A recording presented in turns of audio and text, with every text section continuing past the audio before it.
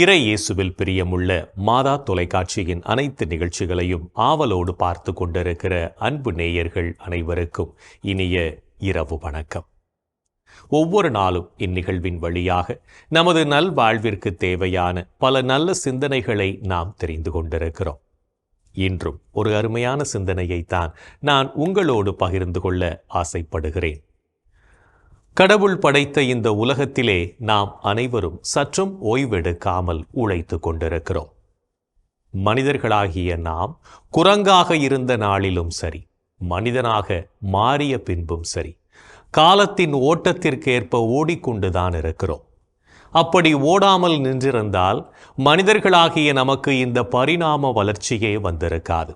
அதோடு மட்டுமல்ல, சக மனிதர்களோடு நாம் ஓடாமல் நின்றுவிட்டால் பின்தங்கியவர்களாகவே மாறிவிடுவோம் என்பதுதான் உண்மை. காலத்தின் மாறுதல்களோடு ஒவ்வொரு மனிதனும் தன்னை ஐக்கியப்படுத்தி கொண்டு இயங்கிக் கொண்டிருந்தால்தான் இன்றைய உலகம் மனிதர்களாகிய நம்மை நினைவில் வைத்திருக்கும். வயதின் காரணமாகவோ, உழைத்து சலித்த அலுப்பின் காரணமாகவோ சற்று நேரம் ஓய்வெடுக்கலாம் என்று தேங்கினால் ஓடிக்கொண்டிருப்பவர்களின் கண்களிலிருந்து நாம் தேய்ந்து போவோம் என்பதை புரிந்து கொள்வோம். இயங்காமல் துருப்பிடித்து இற்றுப்போவதை விட உழைப்பின் காரணமாக பிறர் மனங்களில் நிலைத்து நிற்பது மேலானது என்பதை உணர்ந்து கொள்வோம். நாம் மட்டுமல்ல, இதற்கு அண்ட சராசரங்களும் விதிவிலக்கு.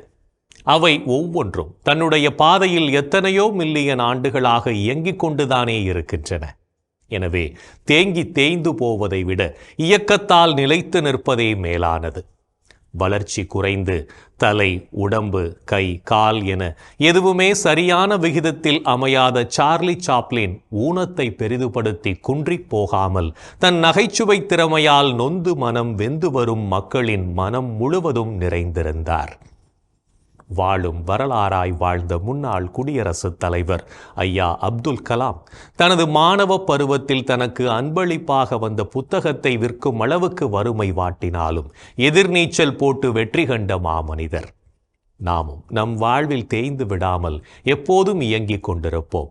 அப்போதுதான் வளமான நலமான சமுதாயத்தை நம்மால் உருவாக்க முடியும் என்பதை புரிந்து கொள்வோம். வாழ்க்கை என்பது சைக்கிள் ஓட்டுவதை போன்றது. சமநிலை தவறாமல் இருக்க வேண்டும், அதோடு நகர்ந்து கொண்டேயும் இருக்க வேண்டும் என்கிறார் ஐன்ஸ்டீன். அப்படியானால் வாழ்க்கை தடுமாறாமலும் தடம் மாறாமலும் இருக்க நமக்கு சிறந்ததொரு லட்சியம் வேண்டும். லட்சியத்தை நோக்கிய இயக்கம் தொடர்ந்து கொண்டே இருக்க வேண்டும். இந்த இரு நிலைகளும் ஒருவனுக்குள் குடிகொள்ள அவனிடம் நம்பிக்கை இருக்க வேண்டும். அதனைத்தான் லட்சியவாதிகளின் இதயம் நரம்பிழைகளால் அல்ல, நம்பிக்கை வலைகளால் பின்னப்பட்டிருக்க வேண்டும் என்கிறார்கள். லட்சியத்தில் நம்பிக்கை உள்ளவன் ஒருபோதும் ஏமாற்றம் அடைய மாட்டான் என்கிறார் தேசப்பிதா மகாத்மா காந்தியடிகள். இந்திய இளைஞர்களின் மிகப்பெரிய பிரச்சனையான வேலையில்லா திண்டாட்டம் தீர திரு சகாயம் IAS அவர்கள் தெளிவான இலக்கு, கடின உழைப்பு, விடாமுயற்சி கொண்டுள்ள இளைஞர்களுக்கு வேலை வாய்ப்பு ஒரு பிரச்சனை இல்லை என்கிறார். எனவே நாமும் வாழ்க்கையில் எப்போதும் லட்சியத்தோடு பயணிப்போம். அப்போது வெற்றி நம் வாசல் தேடி வரும் என்பதை புரிந்து கொள்வோம். இன்றைய தினத்தை எடுத்துக்கொள்வோம். இந்த நாள் முழுவதும் நாம் உழைத்து வாழ்ந்தோமா என்று யோசித்து பார்ப்போம். மேலும் இந்த நாளில் நமது செயல்பாடுகள் எப்படிப்பட்டதாக இருந்தது என்று நம்மையே நாம் கேட்டு பார்ப்போம்.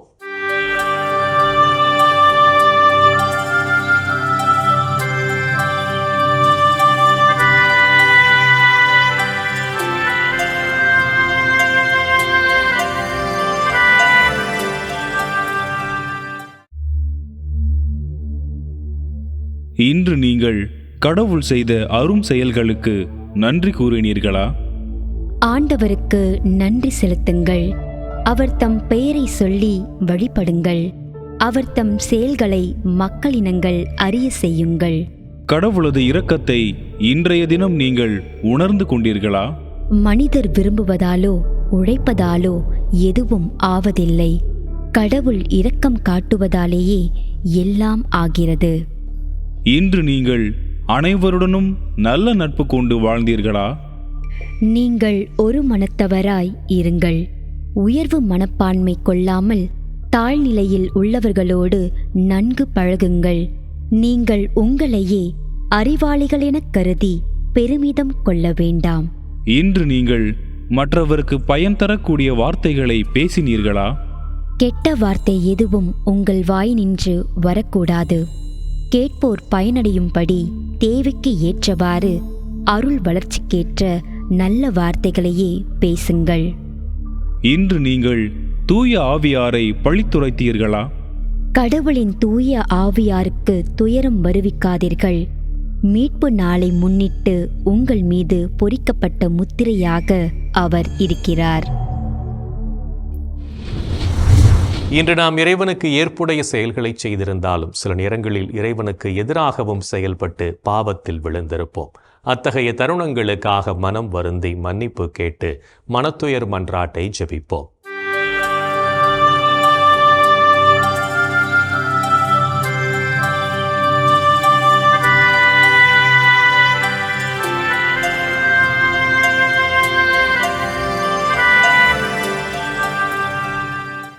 எல்லாம் வல்ல இறைவனிடமும் சகோதர சகோதரிகளே உங்களிடமும் நான் பாவி என ஏற்றுக்கொள்கிறேன்.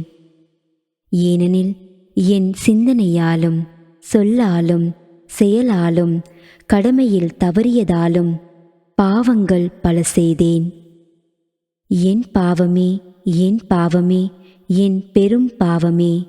ஆகையால் எப்போதும் கன்னியான புனித மரியாவையும் வானதூதர் புனிதர் அனைவரையும் சகோதர சகோதரிகளே உங்களையும் நம் இறைவனாகிய ஆண்டவரிடம் எனக்காக வேண்டிக்கொள்ள மன்றாடுகிறேன். ஆமேன். மனத்துயர் மன்றாட்டை ஜெபித்ததன் வழியாக இறைவனிடமிருந்து மன்னிப்பை பெற்றிருப்போம் என்ற நம்பிக்கையோடு இறை வேண்டலில் இணைவோம்.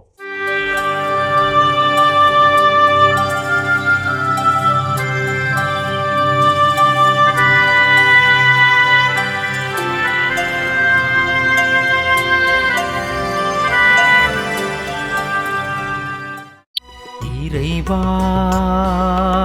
இறைவா எமக்கு துணை புரிய வாரும். ஆண்டவரே எமக்கு துணை புரிய விரைந்து வாரும். தந்தைக்கும் மகனுக்கும் தூய ஆவியார்க்கும் மாட்சி உண்டாவதாக.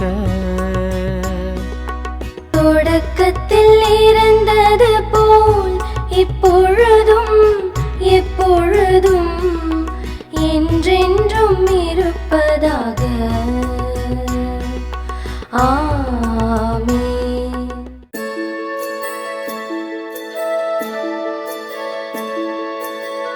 போயது பொழுது புகுந்தது இரவு, தூயனை உனது பொன்னடி தொழுது.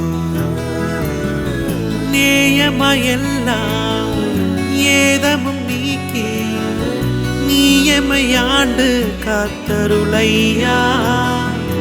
கனவுகள் துயில் வழி காணுதல் வேண்டாம், கனவிருள் பூதமும் கண்ணுரள் வேண்டாம்.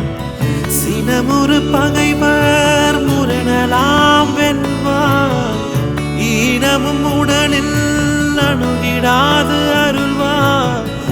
ஆதியம் தந்தாய் அருள் புரிவீரே, அமலன மகனே அருள் புரிவீரே. ஜோதியே உருவாம் தூய ஆவியாரே, தொழுதனம் உமதடி அருள் புரிவீரே. ஆமென் ஆமென் ஆமென்.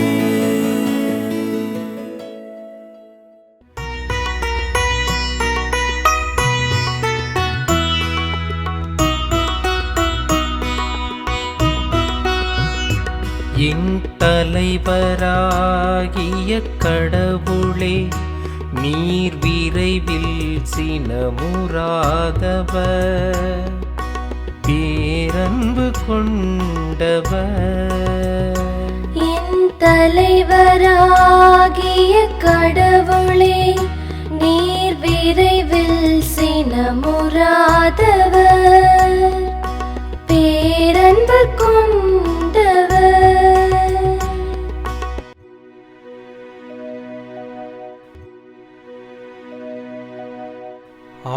ஆண்டவரே எனக்கு செவிசாய்த்து பதிலளியும். ஏனெனில் நான் எளியவனும் வறியவனும் மாவே. என் உயிரை காத்தருளும். ஏனெனில் மீது நான் பற்றுடையவன். அடியானை காத்தருளும். நீரே என் கடவுள், உம்மீது நான் நம்பிக்கை கொண்டுள்ளேன். என் தலைவரே, எம்மேல் இரக்கமாயிரும். ஏனெனில் நாள் முழுவதும் உம்மை நோக்கி மன்றாடுகிறேன். உம்மடியானின் மனதை மகிழச் செய்யும். என் தலைவரே, உம்மை நோக்கி என் உள்ளத்தை உயர்த்துகின்றேன். ஏனெனில் என் தலைவரே, நீர் நல்லவர், மன்னிப்பவர். உம்மை நோக்கி மன்றாடும் யாவருக்கும் பேரன்பு காட்டுபவர். ஆண்டவரே, என் வேண்டுதலுக்கு செவிகொடும். உதவியை நாடும் என் கூக்குரலை கேட்டருளும். என் துன்ப நாளில் உம்மை நோக்கி மன்றாடுவேன்.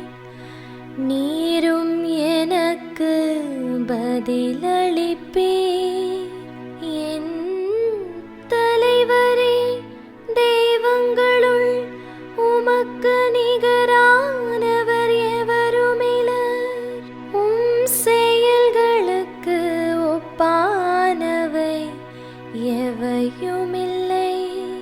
என் தலைவரே, நீர் படைத்த மக்களினத்தார் அனைவரும் திருமுன் வந்து உம்மை பணிவர். உமது பெயருக்கு மாட்சி அளிப்பர். ஏனெனில் நீர் மாட்சி மிக்கவர், வியத்தகு செயல்கள் புரிபவர். நீர் ஒருவரே கடவுள். ஆண்டவரே, உமது உண்மைக்கேற்ப நான் நடக்குமாறு உமது வழியை எனக்கு கற்பியும். உமது பெயருக்கு அஞ்சுமாறு என் நெஞ்சை ஒருமுகப்படுத்தும். என் தலைவரே, என் கடவுளே, என் முழு இதயத்தோடு உம்மை புகழ்வேன். என்றென்றும் உமது பெயரை மாட்சிப்படுத்துவேன். ஏனெனில் நீர் என் மீது காட்டிய அன்பு மிகப் பெரியது. ஆழமிகு பாதாளத்தினின்று என்னுயிரை விடுவித்தீர். இறைவா, சிறு குற்றோர் எனக்கெதிராய் எழுந்துள்ளனர். கொடியோர் கூட்டம் என் உயிரை பறிக்க பார்க்கின்றது. அவர்களுக்கு உம்மை பற்றிய நினைவே இல்லை.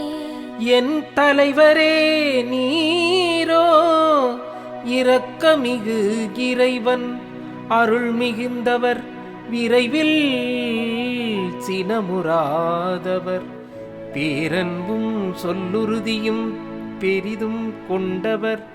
என்னை கண்ணோக்கி என் மீது இறங்கும். அடியானுக்கு ஆற்றலை தாரும். அடியாளின் மகனை காப்பாற்றும். நன்மைத்தனத்தின் அடையாளம் ஒன்றை எனக்கு காட்டியருளும். அதைக் கண்டு என் எதிரிகள் நாணுவார்கள். ஏனெனில் ஆண்டவராகிய நீர் தாமே எனக்கு துணை செய்து ஆறுதல் அளித்துள்ளீர். தந்தைக்கும் மகனுக்கும் தூய ஆவியார்க்கும் மாட்சி உண்டாவதாக. தொடக்கத்தில் இருந்தது போல் இப்பொழுதும் எப்பொழுதும் என்றென்றும் இருப்பதாக. ஆமென். என் தலைவராகிய கடவுளே, நீர் விரைவில் சினமுறாதவர், பேரன்பு கொண்டவர். என் தலைவராகிய கடவுளே, நீர் விரைவில் சினமுறாதவர், பேரன்பு கொண்டவர். இறைவனின் உடனிருப்பு இந்த இரவு பொழுதிலும் நம்மை பாதுகாத்து வழி நடத்தும் என்ற நம்பிக்கையை இறை வேண்டலின் வழியாக பெற்றுக்கொண்ட நாம் இப்போது நாளைய நற்செய்தி வாசகத்திற்கு செவிமடுப்போம்.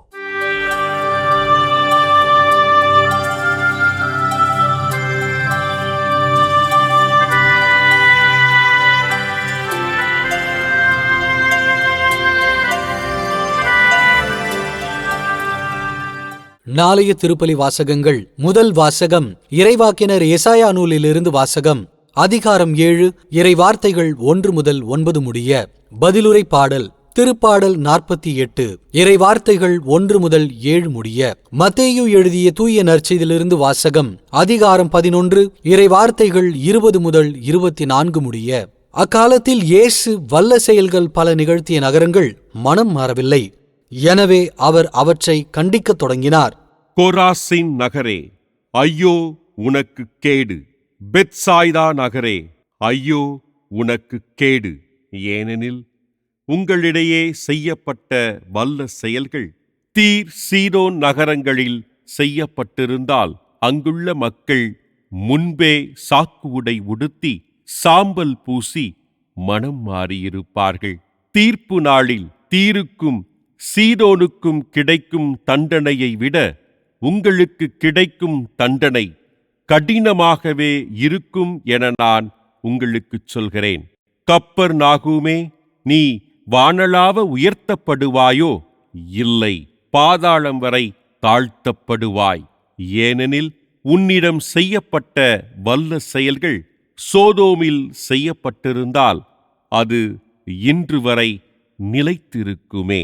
தீர்ப்பு நாளில் சோதோமுக்கு கிடைக்கும் தண்டனையை விட உனக்கு கிடைக்கும் தண்டனை கடினமாகவே இருக்கும் என நான் உங்களுக்குச் சொல்கிறேன். ஆண்டவரின் அருள்வாக்கு. கிறிஸ்துவே உமக்கு புகழ். ஆண்டவரே, உம் கையில் என் உயிரை ஒப்படைக்கின்றேன். ஆண்டவரே, உம் கையில் என் உயிரை ஒப்படைக்கின்றேன். உண்மையின் ஆண்டவராகிய கடவுளே, எம்மை மீட்டவர் நீரே. ஆண்டவரே, உம் கையில் என் உயிரை ஒப்படைக்கின்றேன். தந்தைக்கும் மகனுக்கும் தூய ஆவியார்க்கும் மாட்சி உண்டாவதாக. ஆண்டவரே, உம் கையில் என் உயிரை ஒப்படைக்கின்றேன். நாம் மனம் மாறி இறைவனிடம் திரும்பி வரவும் அவர் நமக்கு கற்றுத்தந்த மதிப்பீடுகளை வாழ்வாக்கவும் அழைப்பு விடுக்கும். இயேசுவின் குரலுக்கு செவிமடுத்து வாழ்வோம் என்ற சிந்தனையோடு சிமியோன் பாடலில் இணைவோம்.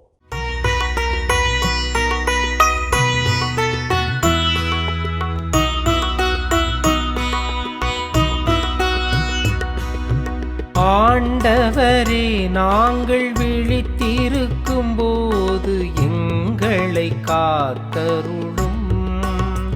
நாங்கள் தூங்கும் போது எங்களை பாதுகாத்தருளும்.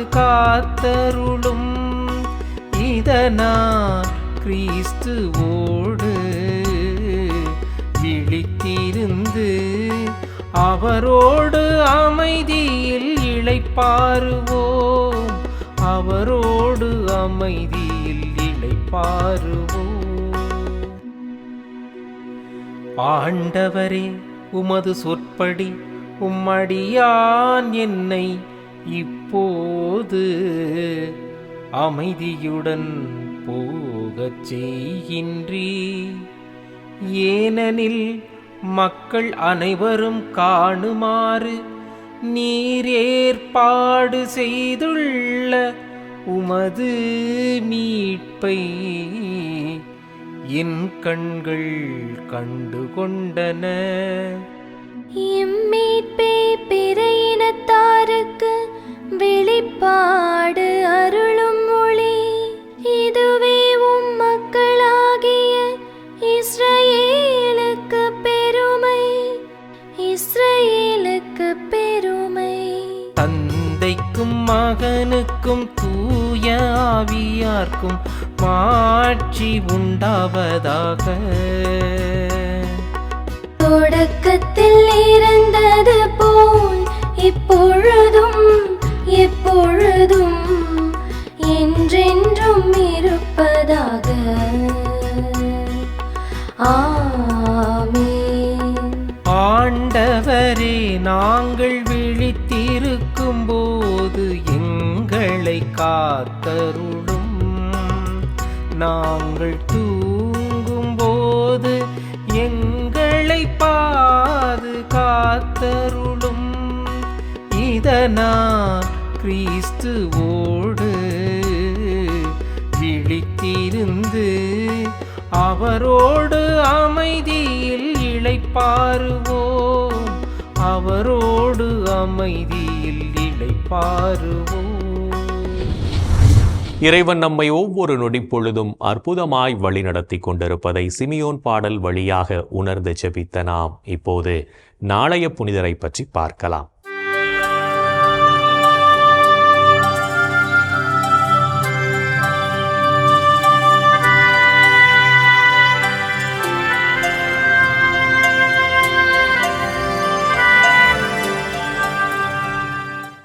ஜூலை 14 புனித கமிலஸ் தே லெல்லிஸ். இத்தாலி நாட்டிலுள்ள பாக்கியானிகோ பகுதியில் வாழ்ந்த வசதி மிகுந்த குடும்பத்தில் கிபி 1550 ஆண்டு பிறந்தார் கமிலஸ் தே லெல்லிஸ். சிறு வயதில் தன் பெற்றோரை இழந்த இவர் போர் வீரராக பயிற்சி பெற்று போர் வீரராக தன் பணியினை செம்மையோடு செய்தார். போரின் போது தன் கால்களில் ஏற்பட்ட காயங்களினால் துன்புற்ற கமிலஸ் ரோமை சென்று தன் கால்களுக்கு மருத்துவம் செய்து அம்மருத்துவமனையில் பணி செய்தார். கப்புச்சின் சபையின் பொதுநிலை சகோதரர் பிரிவில் சேர்ந்த கமிலஸ் தன் தவறான செயல்பாடுகளினால் அங்கிருந்து வெளியேற்றப்பட்டார். எங்கு செல்வது என்று தெரியாத கமிலஸ் தான் ரோமையில் பணியாற்றிய மருத்துவமனைக்கு சென்று பணி செய்து சில வருடங்களில் அம்மருத்துவமனையின் தலைவரானார். ஏழை மக்களுக்கும் ஆதரவற்றோருக்கும் மருத்துவ பணிகளை செய்த கமிலஸ் தன் ஆன்ம ஆலோசகரான அருட்தந்தை பிலிப் நேரியின் வழிகாட்டுதலின்படி தன் 32வது வயதில் அருட்குருவானார். கிபி 1584 ஆண்டு நல் மரணத்தின் தந்தையர்கள் என்ற துறவற சபையினை தோற்றுவித்து மக்களுக்கு மருத்துவ பணிகளை செய்த அருட்தந்தை கமிலஸ் கிபி 1614 ஆண்டு ஜூலை 14 நாள் விண்ணகமடைந்தார். மருத்துவ பணியோடு மக்களுக்கு நற்செய்தி அறிவித்து புதுமைகள் செய்த கமிலஸை திருத்தந்தை 14ஆம் ஆசிர்வாதப்பர் கிபி 1746ஆம் ஆண்டு புனிதராக உயர்த்த கிபி 1930ஆம் ஆண்டு திருத்தந்தை 11ஆம் பத்திநாதர் செவிலியர்களின் பாதுகாவலராக அறிவித்தார்.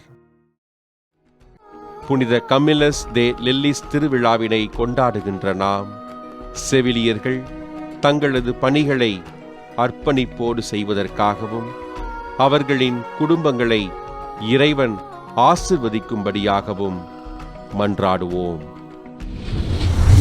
புனிதர்கள் ஒவ்வொருவரும் தங்களது வாழ்க்கையின் மூலம் இறைவனுக்கு சான்று பகர்ந்து வாழ்ந்தவர்கள் என்பதை உணர்ந்தவர்களாய் நாமும் அவர்கள் வழியில் வாழ்ந்து இறை வழியில் பயணிப்போம் என்ற நம்பிக்கையோடு நாளைய தினம் இயற்கையை பாதுகாக்க நம்மால் முடிந்த விழிப்புணர்வை ஏற்படுத்துவோம். என் அன்பு சகோதரனே, சகோதரியே, இந்த அற்புதமான நாளிலே கடவுள் நம்மை எப்படியெல்லாம் ஆசீர்வதித்திருக்கிறார். நமக்கு மகிழ்ச்சியை, சந்தோஷத்தை, சமாதானத்தை நமக்கு அள்ளி கொடுத்திருக்கிறார். அந்த ஆண்டவரை நாம் போற்றி புகழ்வோம். இந்த நாளிலே குறிப்பாக துன்புறும் நம் கிறிஸ்தவ சகோதரனுக்காக, சகோதரிகளுக்காக நாம் ஜெபிப்போம். எங்கள் அன்பை உருவான இயேசு ஆண்டவரே, இதோ என்னை குறித்து நீங்கள் சான்று பகர்கின்ற பொழுது, சாட்சி சொல்கின்ற பொழுது உங்களை அடித்து நொறுக்குவார்கள், துன்புறுத்துவார்கள் என்றெல்லாம் நீர் எங்களுக்கு இறைவார்த்தை சொல்லியிருக்கிறீர். ஆண்டவரே இயேசுவே, இந்த தினத்திலே இதோ எம் தாய் நாட்டிலும் பல நாடுகளிலும் கிறிஸ்தவ மக்கள் உமக்கு சாட்சிகள் என்ற ஒரே காரணத்திற்காக பலவிதமான துன்பங்களுக்கு ஆட்படுத்தப்பட்டு இருக்கிறார்கள். அவர்கள் அநியாயமாக கொன்று வீழ்த்தப்பட்டிருக்கிறார்கள். இதோ எம் கிறிஸ்தவ சகோதரனுடைய ரத்தம் இந்த மண்ணிலே இன்றைக்கும் கொட்டி கொண்டிருக்கிறது. ஆண்டவரே இயேசுவே, இதோ என் சகோதரனை, சகோதரியை, கிறிஸ்தவ மக்களை நீர் காப்பாற்ற வேண்டும் என்றும் அவர்களுக்கு நீர் துணை வர வேண்டும் என்றும் சொல்லி இந்த நேரத்தில் நாங்கள் கெஞ்சி கேட்கிறோம். நீர் ஒருவரே எங்களுக்கு துணை வர முடியும். உம்மால் மட்டுமே உண்மையான ஆதரவு எங்களுக்கு கிடைக்கும். நாங்கள் கத்தோலிக்கர்கள், கிறிஸ்தவர்கள் என்ற ஒரே காரணத்திற்காக நாங்கள் படுகின்ற துன்பங்களை, வேதனைகளை எல்லாம் திருப்பாதத்தில் நாங்கள் காணிக்கையாக சமர்ப்பிக்கின்றோம். ஆண்டவரே, எம் கிறிஸ்தவ மக்களை நீர் ஆசீர்வதியும். எங்கள் அன்பு தாயே, கிறிஸ்தவர்களின் சகாய தாயே, உமது பிள்ளைகளாக இவர்களுக்காய் நீர் பரிந்து பேசும்படியாக இமை கெஞ்சி கேட்கிறோம். அம்மா, இந்த ஜெபங்களையெல்லாம் எங்கள் ஆண்டவராகிய இயேசுவே உமது வல்லமையான திருநாமத்தின் வழியாக இமை கெஞ்சி மன்றாடுகிறோம். ஆமென். என்று வாழும் உயிருள்ள இறைவன் தந்தை, மகன், தூய ஆவியார் நம் அனைவரையும் நிறைவாக ஆசீர்வதிப்பாராக. ஆமென். இந்த ஜெபத்தின் வழியாக இறை அருளும் ஆசீரும் நம்மீது நிறைவாக பொழியப்பட்டிருப்பதை உணர்ந்திருப்போம். இறை ஆற்றலும் வல்லமையும் என்றும் நம்மில் தங்கும். அன்னை மரியாவும் நமக்கு உதவிகள் செய்வார் என்ற நம்பிக்கையோடு அவரின் துணை வேண்டி இந்த நிகழ்வை நிறைவு செய்யலாம். Good night.